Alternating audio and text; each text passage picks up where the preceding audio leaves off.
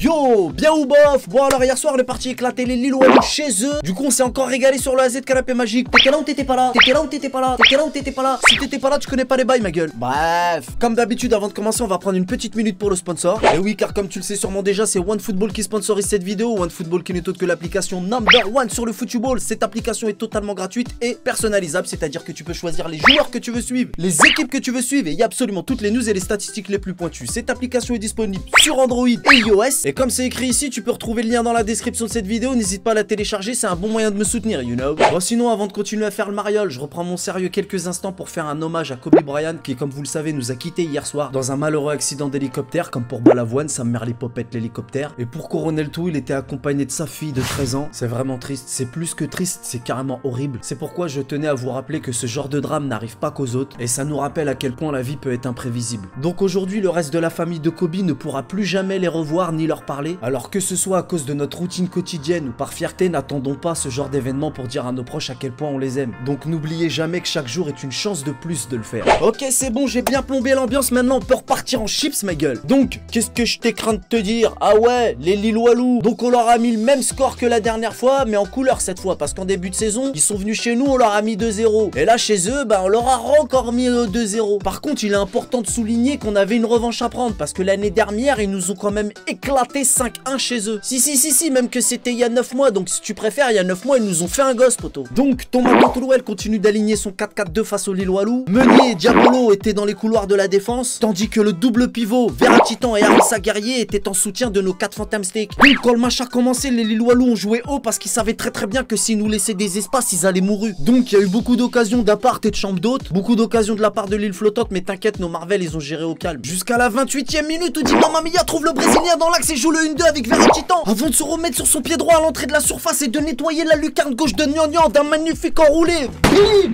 1-0 poteau. Ça fait zizir. Ouh pinaise, permets-moi de te dire que ça c'était de la cacahuète. Et bim, un missile dans la gueule de l'île qui bouge pas un sourcil. Quelle bande de Bourville. Moi chez moi. Ils ont trop croivé qu'ils allaient nous faire un deuxième gosse, ces consanguins. Ouais mais si je dis que c'est des consanguins, ça voudrait donc dire que c'est un peu on est de la même famille. Ah non c'est pas bon ça. Faux, nul, zéro. Oublie cette vanne, c'est mieux. Moi chez moi. Donc on en restera là pour la première mi-temps. 1-0 pour Paname. Mais je sais très bien qu'est-ce qu'il leur a dit Thomas Tourelle à la mi-temps à nos Marvel. Bah oui parce que toi-même tu sais que moi chez moi. Ouais donc Thomas Tourelle il leur a dit c'est bien. Ah non pardon, il leur a fait c'est bien les gars, faut continuer comme ça. Par contre faut faire attention parce qu'ils sont dangereux en face les îlotiers. Ouais les îlotiers c'est comme ça qu'ils les appellent Thomas Tourelle. Moi chez moi. Donc on prend aucun risque les mecs, ok? D'autant plus qu'on a le vaudou des blessures au cul. Bah oui parce que là j'ai mon capitaine qui a senti une gêne. Donc cousset tu vas remplacer Thiago Silva Fissa. Mais voilà c'est à peu près comme ça que ça s'est passé. Sans l'accent allemand. Bah oui mais les arbitres son accent à lui. Mais je sais quand même faire son oreille t'as eu. Moi chez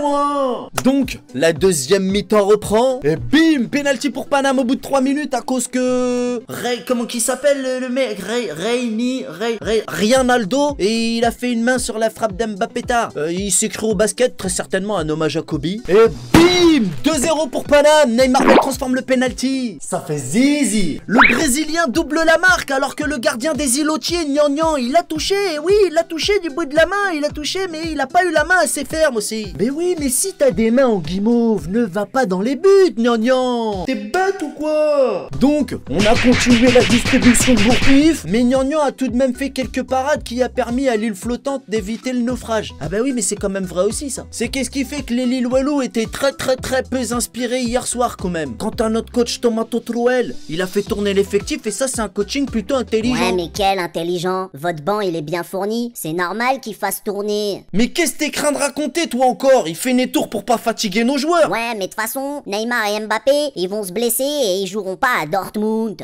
Et alors? On a bien éclaté le Real pendant les phases de poule alors qu'il nous manquait quelques cadres. Ouais mais le Real ils étaient pas au complet aussi. Mais pourquoi c'est pas des sardines comme toi qui disparaissent dans des crashs d'hélicoptère? Allez va agiter tes nageoires ailleurs avec ta tête de saut piqué. Même votre coach il en a marre de vous, il a envie de se sauver. Marche une heure. Bah si.